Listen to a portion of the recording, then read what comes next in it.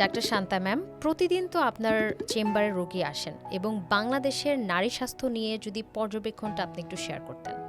ধন্যবাদ। আমি আসলে যে জিনিসটা ফিল করি, সরকারি হসপিটালে আমরা যে ধরনের পেশেন্ট পাই, আর যেহেতু আমি আসলে একটা পশ এরিয়াতে চেম্বার করি, অ্যাকচুয়ালি ধানমন্ডি এরিয়াতে আশেপাশের যেই পেশেন্টরা আসে তারা অধিকাংশই এডুকেটেড, সলভেন্ট। তাদের ক্ষেত্রে যেই সমস্যাগুলো পাই সেগুলো হয়তো তাদেরকে ডিরেকশন দিলে তারা সেভাবে ফলো করেন বা মেনে চলেন, কিন্তু তারপরেও আমি বলবো যে ওভারঅল একটা হেলথি লাইফস্টাইল, যেমন একটা মেয়ে যখন মেনস্ট্রুয়াল ডিস্টারবেন্স নিয়ে আসে, সে চায় আমি তাকে ওষুধ দিব, সে ম্যাজিক্যালি ভালো হয়ে যাবে, কিন্তু সে অনেক বেশি ওভারওয়েট, যেটাকে আমরা ওবেসিটি বলি। তাকে যখন আমি বলি যে তাকে জাঙ্ক ফুড বাদ দিতে হবে, তাকে এক্সারসাইজ করতে হবে, তখন কিন্তু সেটা খুব ভালোভাবে নিতে পারে না, বা এই যে এক্সারসাইজ করার বিষয়টা বলা মাত্র সে বলতে থাকে যে ম্যাডাম ওষুধ দিয়ে দেন যাতে ওজন কমে যায়। এই জিনিসটা আসলে আমাকে খুব পীড়া দেয়। আমার মনে হয় ওভারঅল আমরা স্বাস্থ্য সচেতন না, হেলথি লাইফস্টাইল সম্পর্কে আমাদের কনসেপ্ট খুবই খারাপ।